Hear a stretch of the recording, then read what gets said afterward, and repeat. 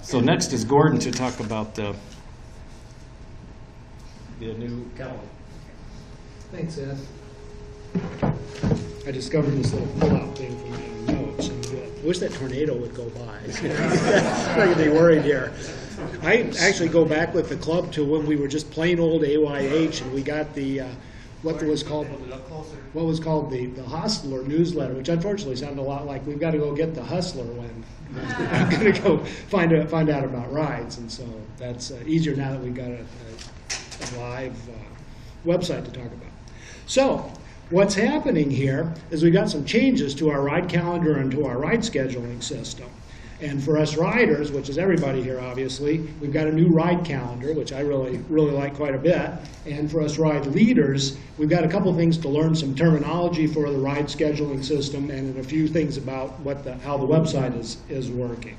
So first I'm going to talk about the calendar, because that's pretty easy. Well, let me do a little quick run through about why we're having these changes right now. So one thing, the current calendar we have is no longer supported by the vendor. And that could be okay, except one of the problems with it not being supported is it doesn't allow us to have secure website access. So the HTTPS protocol, where you see the little lock beside your browser link, doesn't work. And a lot of the browsers now, and especially Chrome, are being really picky, and they said this website is insecure. And that does not work very well. So we want to take care of that security issue. The RideStats 2 system that is now have the calendar along with it allows us to be secure and use HTTPS. There's also some critical bug fixes in RideStats 2, particularly related to mileage calculations. We definitely want that to be in. And as happens with many technology situations, the calendar, the statistics are integrated, can't have one without the other. So we've got a new ride calendar system that is going to happen. A couple things to know about that ride calendar system. Rides that are out there on the calendar now are going to get transferred over. So Lyle, Jim, and Bob are taking care of that. So you ride leaders that have already gone to the trouble to create rides for part of the year should show up on the new calendar just fine. There's going to be an archive of the old ride calendar that Jim Pedersen's going to take care of. Right now it's available. You'll see it if you go to the Rides website now. The new calendar is under Ride Calendar, and the old one says Old Ride Calendar. But that will eventually disappear, and Jim's going to handle keeping those, so you'll be able to get to those old rides if you want them. Another nicety for the leaders is that when you go to enter your ride sheets, all the information from your ride is going to be pre-filled in, except for the rider names and the mileage, so you don't have to do any other typing or getting to go with your ride sheets. And then the big difference is we're going to learn about, instead of just having rides, we have to have an event, which is kind of a pattern for a ride, and then the ride itself. I'm going to go through a quick overview. I'll show some slides and then kind of talk specifically about what this exactly means to you when you're scheduling a ride. So first, here we see our new calendar. It actually looks like a calendar, so the rides all drop down and just show on the dates there. So a much more kind of natural view of the information on the calendar. And you'll also see we've got the ability to go by month, by week, or by day. And given the fact that we have 1,800 rides in a year, there's a lot of days that have more than a month's, a little calendar day's worth of room, so that day view is going to be pretty handy. And you get a lot more information about the kind of the whole week from this view. There's also a really nice search function. And basically you can search for rides that meet any of the criteria that a ride might have. So you can use keywords. So like, for example, if you want to see something down in the Mendota neighborhood, you can just put in Mendota and find all of them that have Mendota in the name or the description. Location, ride type, is it hilly, is it flat, ride category, ABC, and I was going to show a couple of slides there, but we don't want to take forever showing this, and we'll be seeing those things. But basically, you've got a pretty strong ability to search for rides. And the thing that I like the best, this is always kind of my quibble with the old one, is that when you clicked on a ride, you'd wind up going to a whole other web page, and there'd be a kind of context switch, and there's a little bit kind of extra work, it seemed like, to see the contents of the ride. But now, clicking on a ride causes one of these new modern web browser slide outs to appear. And so it doesn't replace the screen that's got the calendar on it. It just kind of covers it over, and it moves in and out really quickly in a way that I think is very intuitive.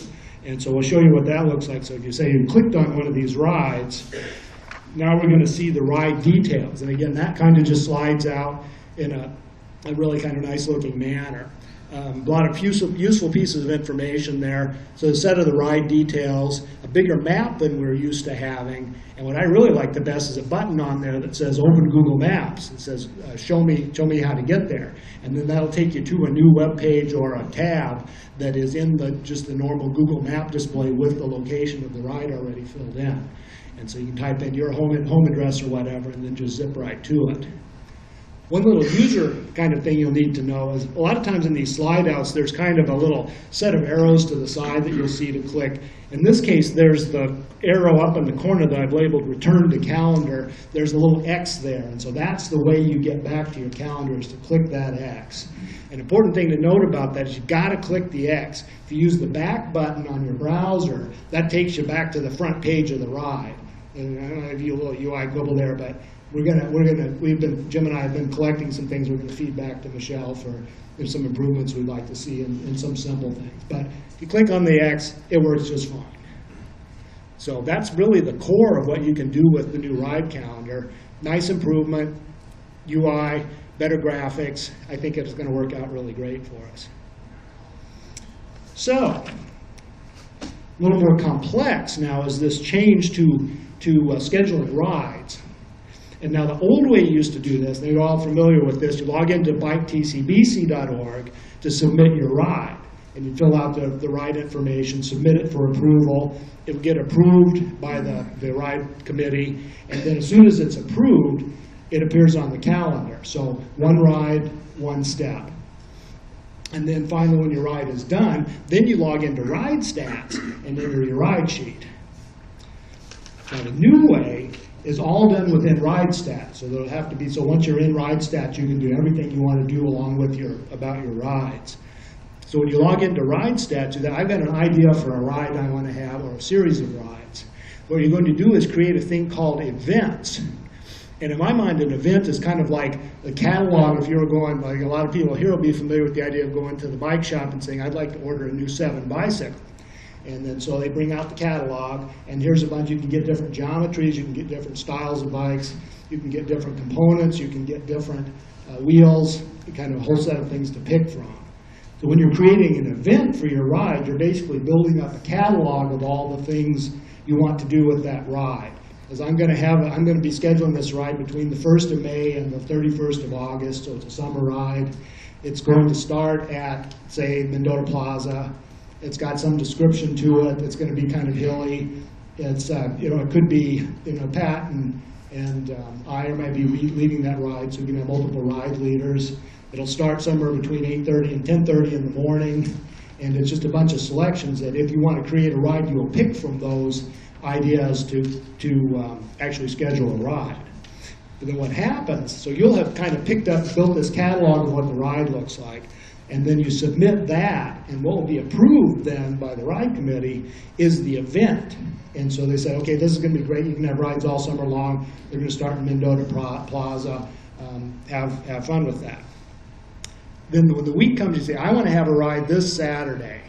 You'll see, and I'll show in the slides, you'll have a list of all of the events that you have come up with, and in that, you'll go to that set of events, and you'll pick one of those, and say, okay, we're starting at 8:30, and it's going to be on Saturday, and I'm going to be the ride leader, and then you submit that, and that goes on the calendar.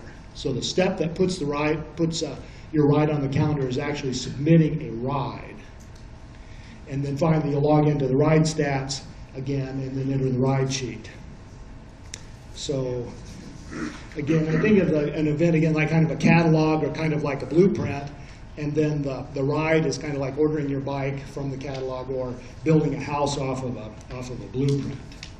So we'll do a couple slides here about what creating events is like. So again, we're in Ride Stats here, and then you click the little calendar. You have a selection of things. So particularly interesting is create events, and then my events is what you'll see after you've created your event.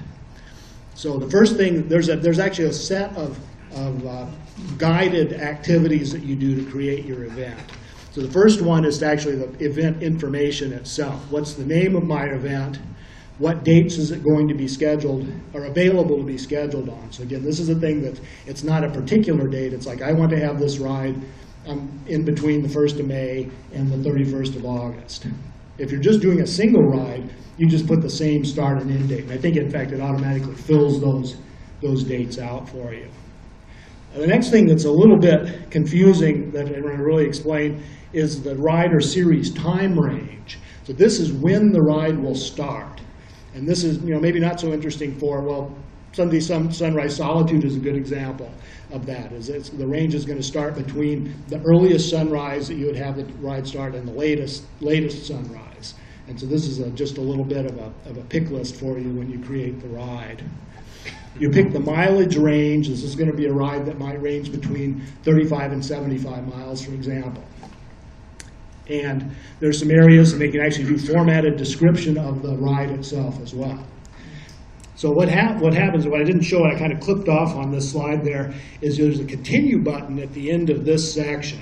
And so what you do is you hit the continue button, and that opens up the leader setup section for the ride. And so you walk through, and you'll see above there that's inter-club event information, and the next one is inter-leaders. So we've got to look up for the leaders. You can just start typing in last name or number, especially if you remember all your friends' numbers, you can just do it by number. So we'll get a little test with that there.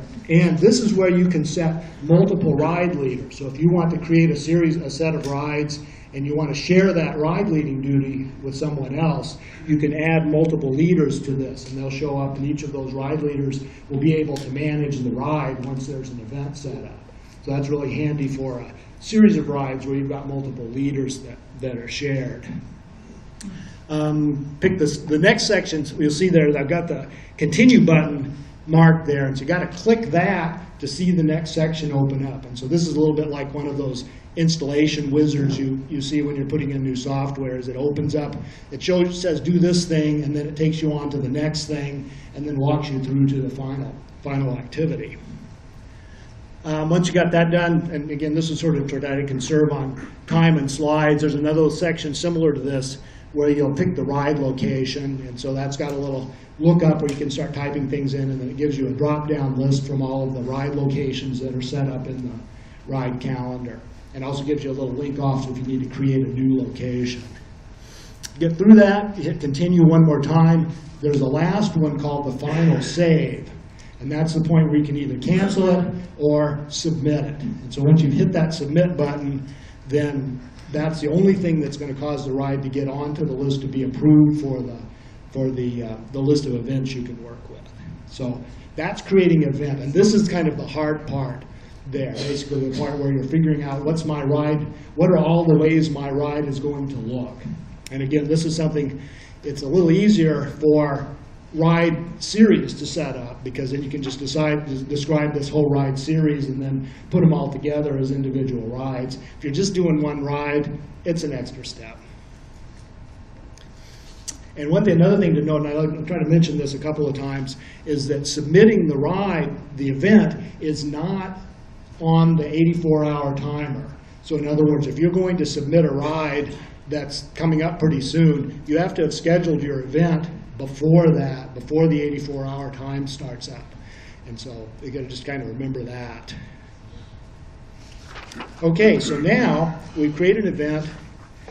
You go over to your calendar area and you look at My Events, and then you'll see a list of all of the events that you've set up to schedule. And it'll say either it's approved, or if it's not approved, I can't remember if it says waiting or pending or something like that. But you'll see all of those there, and then you can choose from that list when you're actually going to schedule a ride that's going to occur at a certain time on a certain day at a certain category. And the easy thing to do is all you have to do is hit schedule. And so that'll take your, actually this is the case, this is where you will pick your exact times. No, I'm sorry. So hit schedule.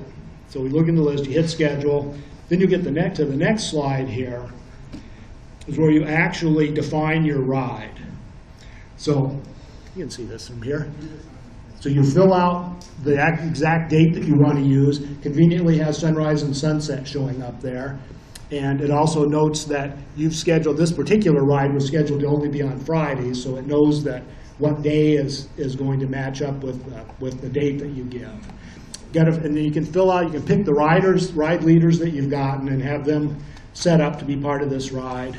You can make changes to your description, for example, if you're going to want to say, oh, I want to meet in the back of the parking lot or something like that, and you didn't put that in the ride description. Easy enough to do. And the ride mileage you'll set up there to say, okay, this is going to be a 40-mile ride today, and I've said this could be between 31 and 75. And most important, you do have to pick the ride type. So that doesn't take a default from the event schedule. So, and it pops up and says you haven't filled in a ride type, and so you can't really get through it without doing that. Something else to understand a little bit, and I had to go through this a couple times myself, these two buttons at the bottom, I've noted add another version of this ride or add a new ride. There's two things you can do. So if you're going to schedule a ride and you want it to be an A-B ride and a B ride, but you want it to start at the same time, you actually have to submit two rides for that. So you can't just say, like in the old system, you could say it's going to be A, AB, and that would work out fine. But in this case, you would submit one ride that was the particular distance you want for the AB riders, and then you go back through using that button that's on the left there and say, okay, now this is going to be a B ride, and that's going to be a 40-mile ride with a different leader there. That's probably not going to happen all that often, but sometimes riders we're having a little more complex rides. The other one, add a new ride, that's what you're going to happen most of the time, is that this ride's ready to go. You click that button, ride appears on the calendar instantly. So there's not another step between setting up the scheduling the ride here and actually having it appear on the calendar. Another little thing I didn't get about the calendar thing is that if you want to cancel the ride, any of the ride leaders can do that, and you can do that directly from the calendar. So that works out all pretty easily to do. And so at that point, you have a ride ready to go. But it shows up as canceled too. Yes, it does. It does show up on the calendar as canceled. So it's really pretty nice visuals for that. Yeah, Hugh? Okay, if you set up your event and then you put as many rides, or they all can be at the same place. That's clever. Yeah, he was wondering if the ride that your event has to be at the same place. And you can, actually I don't know. I think you can pick multiple spots for that. I haven't tried it. Okay, well, it says you can't put multiple locations in for a particular event. And then at the time in the event, and then at the time you pick the ride, then you would say where it is. Let me do one more last slide here, and then we'll do some questions. I might clear up a couple of them with the last slide here. So a couple things I thought about this kind of thing, that the series events, the events make series of rides easier to schedule because you can make one event that covers all of the different rides in your series, like how many days it's going to be, or if you want to have different distances or that sort of thing. And then you can just go click, click, click through and set up all those rides for each day. If you're doing a single ride, it's a little bit more work because you have to do an event, wait for the event to be approved, and then do the ride. But on the other hand, you're ready to go with the ride. And the ride, again, the system will notify you if you're within the 84-hour window. So that's automatically taken care of, and if you're too late, it'll tell you. And otherwise, you can get it in. And for rides themselves, I noticed one thing, you get an automatic email when the ride goes on the calendar, so that's kind of handy if you're sort of email-driven like I am. And then I think I mentioned this before too, any of the ride leaders that you set up on the event can add rides to the calendar and schedule those rides. So that's another good, it makes it a lot easier, I think, for ride leaders to share rides amongst each other. We can cancel a ride, I mentioned immediately. And then Jim particularly said for those of you who have already scheduled your rides, take a look on the new calendar, make sure they're right, because the team has been doing some stuff by hand to get things together. And then, they said, we're new at this too. Okay, well, I see Pat is cleverly grabbing the other microphone for any questions. So I think between me and the team, we'll see what we can do. So I saw some back. Well, there's Pete first. Talking to the mic, is it on? Is it on? It is on.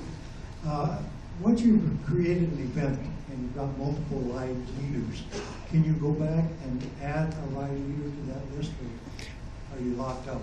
Yes, you can. You can edit the event and make changes to it. In fact, on the ride scheduling page itself, there is an edit and a schedule button, and that'll let you go in and make changes to the event that you set up before. Also, there are times Sure when about that? The leaders can edit their event? Yeah, I did try that, but you can at least edit the event that you're about to schedule. Will it need to be approved again then? After we edit? Okay, sounds like a no. You can also, at the ride start, you can enlist a co-leader. They don't have to be on the schedule, but you report at the end when you do the ride stats that person was the co-leader. So you can adopt a co-leader that it doesn't have to be in the original. Okay, that's great. That's handy. You don't have to have your computer with you and be on the internet to modify a ride at the last minute. So the rides still have the 84-hour rule, is that correct? That is correct. So how long does it take for the event? Good question. Right, event schedule team? Same type except you're putting into that calendar entry that needs to be approved, so it has to go to the approvers. So we have 96 hours before the first ride, is that what it is? 84. I think the question is, how long will it take the approvers to approve the How event? long does it take the approvers to approve your rides now? But I'm asking about the event. So how long does it take the approvers to approve your rides currently in the old calendar?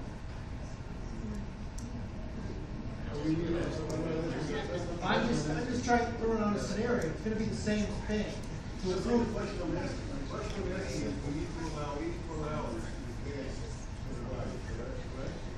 yes, but your event has to be approved before you create the ride. So how long does it take in the event? Do we need 84 hours to advance? No, during the event, that's what I was. How long do we need? Well, the event has to be submitted before. Whenever the approval, after the approval. So you put an event in, it goes to be approved, it gets approved. Then after it's approved, you can look on your schedule of my events, and you'll see that available to put it in the schedule.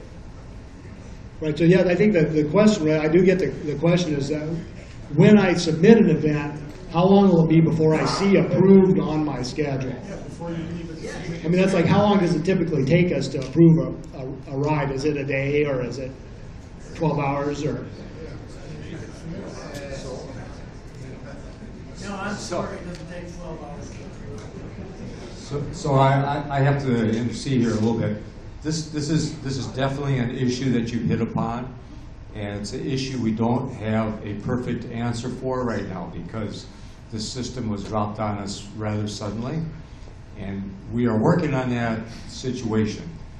So the board is going to be discussing exactly what to do about that.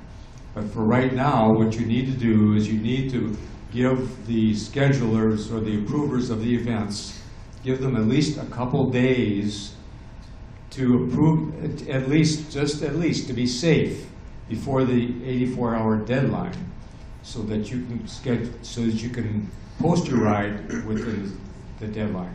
Some accommodation, I think we're going to come up with a policy that accommodates this somehow, but we don't have it yet. It's going to be on the agenda of a coming board meeting, and we will be in touch with the ride leaders to let you know. But it is an issue. You need to allow a little extra time to get your events listed right now, and then you also need to meet the 84-hour deadline to actually post. My understanding is that if you're a ride leader and you have 5 rides that you want to lead this summer, you can submit all 5 of your rides as an event. They will all sit in your events, and then when you want to put one on the calendar, they're already there. That's when the 84-hour rule kicks in. So go home, think about the rides you want to do this summer, and put them in your event calendar. Another thing, this whole program here is going to be available to all the ride leaders. We're gonna have a link to this, so you can go back and go through this, this talk here, and we're also gonna do some little mini slides to help folks that are having problems with how the process works. So we're gonna back you up with some additional training on this. Other questions? If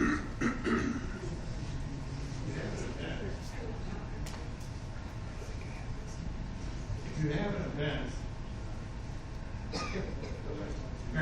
if you have an event, it's not on the schedule. That's Is correct. that correct? So what's the point of putting in a summer's worth of rides if you have to go back and put it on the calendar?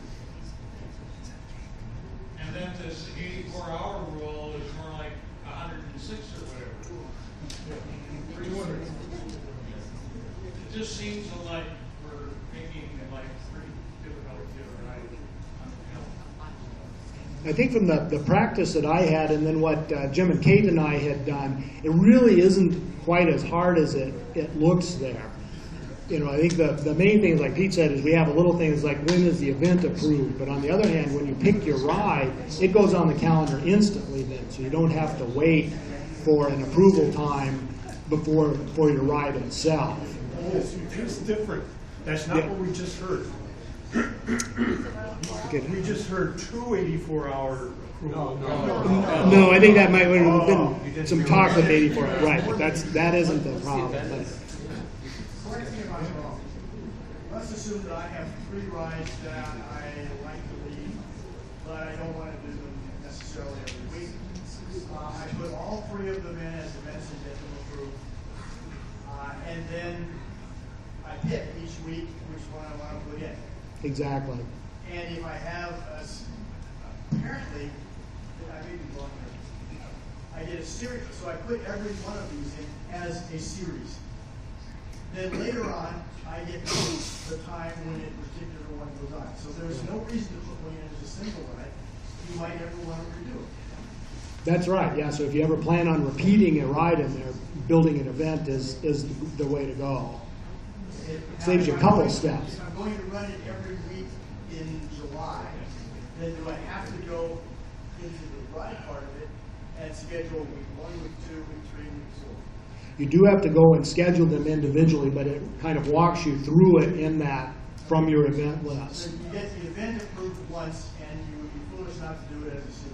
Exactly. Well, I don't know, foolish, if you really don't think you're going to do more than one, but if you think you're going to do more than one, it makes a lot of sense to make an event out of it. Certainly is. And then when you decide I want to do the White Bear Lake rides, next week I do another, then I wait 2 weeks and I say, let's do the Roseville ride. And I put it in. And the time limit only applies to the scheduling of the ride, not the scheduling of the event, which you did. Right, that's already done. And so if you want to do that Roseville ride 84 hours ahead of time, but you don't have to wait for any approval at all at that point. Thank you, Joe. Thanks.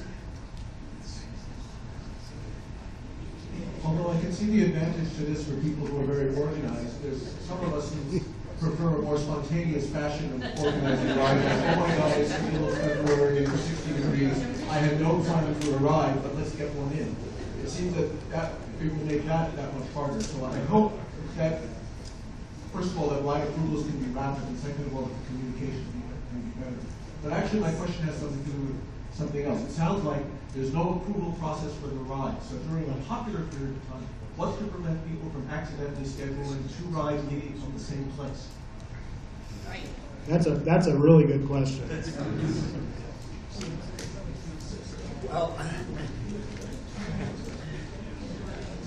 I don't want to speak for anybody about what I think they're going to be doing, but I think maybe our ride approvers are going to be watching the postings. And they do have, if something gets posted that is not copacetic, shall we say, for any reason, if it conflicts, they can actually, they have the power to delete that ride and contact the ride leader who posted it and let them know that they deleted it because of this reason. Do they delete it or suspend it? Because it may get cleared up, whatever the confusion is. If it gets cleared up, then it can be rescheduled. So we'd encourage everybody to look at the schedule to make sure that there's not already a ride posted. for the time and the location. And think ahead, as best as you can, get your events in there so that you can post them when you want to leave your ride. So this is one of the bullet points on my presentation coming up later, is that this new system is going to require a lot more attention to detail from our ride leaders, and we're going to depend upon our ride leaders to do their own editing, make sure that all the system isn't going to let you post something without critical detail, but fine detail, it's all up to you to make sure it gets done right, so because nobody's going to be following up on you like we have in the past. And but I'm sure you can all rise to the occasion. We do have, change is always difficult, and this is probably one of the more difficult changes that's come along, in my view, because we've all been accustomed to doing things the way we've always done them. And a lot of us are getting older, and change is more difficult too. But I was able to go in and, without reading the instructions, schedule or make my events and schedule my rides. It's not rocket science, and when you go home and spend a little time with it, it's going to become familiar, and it won't be too long before you're all whizzes at it. I might note too before the questions that Jim and I at least have been kind of keeping up a list of things that we see in the program that we'd like some modifications or changes.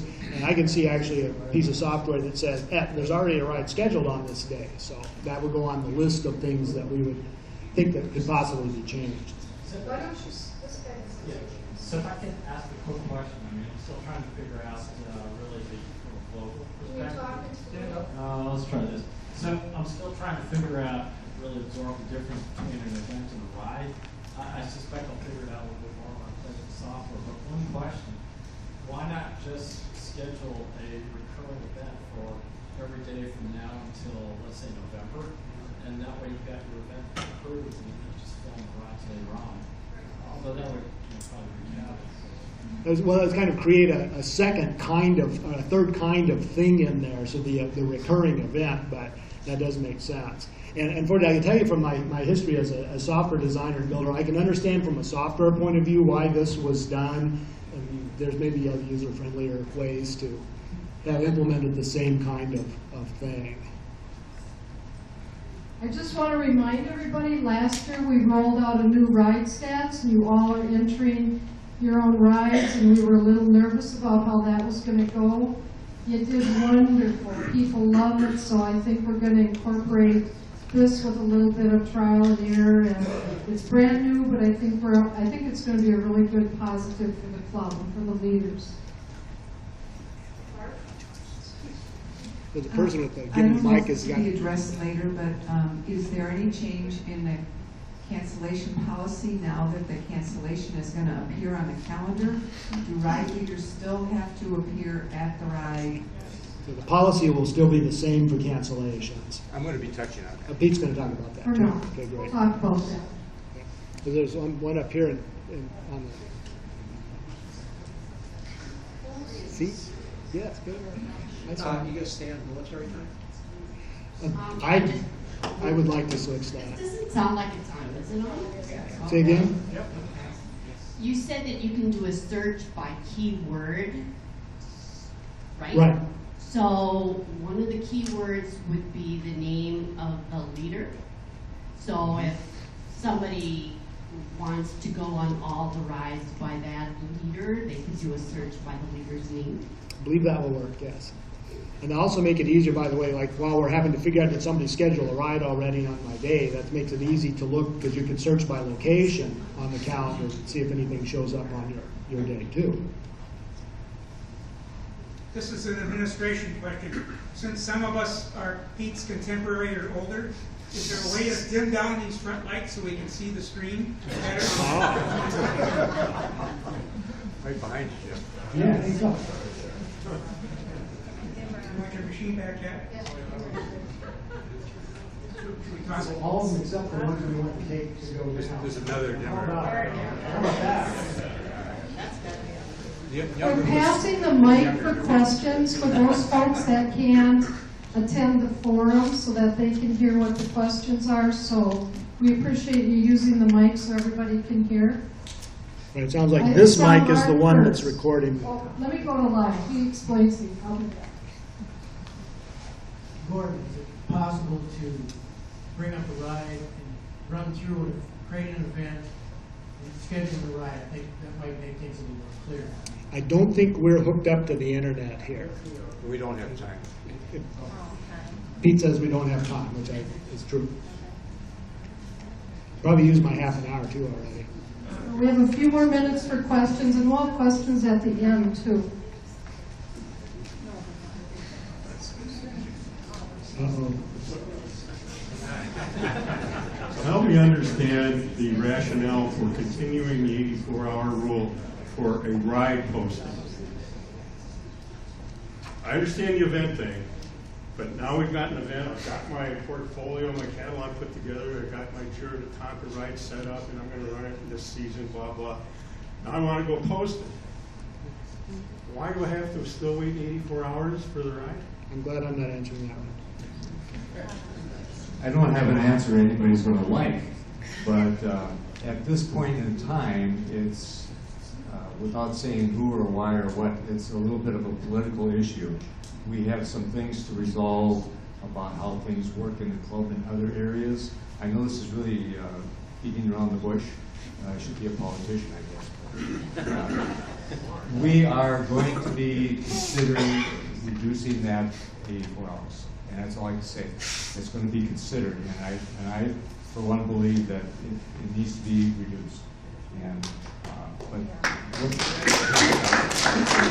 but we're ushering in a brand new system, and we haven't found all the bugs yet. You guys are going to be helping us find the bugs. And once we get our feet on the ground with this new system, I hope that my desire to reduce that deadline significantly. But we can't reduce it too significantly because we have to populate our schedule. If we let you schedule a ride because this new system would maybe allow it 8 hours before the event, there wouldn't be anything on our schedule in a lot of cases until just the last minute. And you can't do that because people need to plan their lives. They're not going to come and do your ride because they've already planned on doing something else. So we have to look for that ideal time. And right now, 84 hours is probably not ideal. It was predicated on the approval process. And I'm hoping that we can reduce the time significantly to accommodate the new system and yet still keep the schedule populated and try to keep everybody happy with how things should work. So that's all I can say at this time.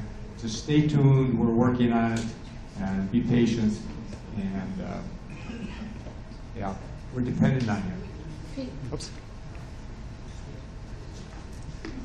Clarice, you have a question? I think Clarice is going to get the last question, and we'll have time at the end of the whole forum. Okay, I'm sitting at my computer, hopelessly confused in my living room all by myself with my cat prancing across my keys. Is there a phone number that I can call for an emergency question? Pat, raise your side up again.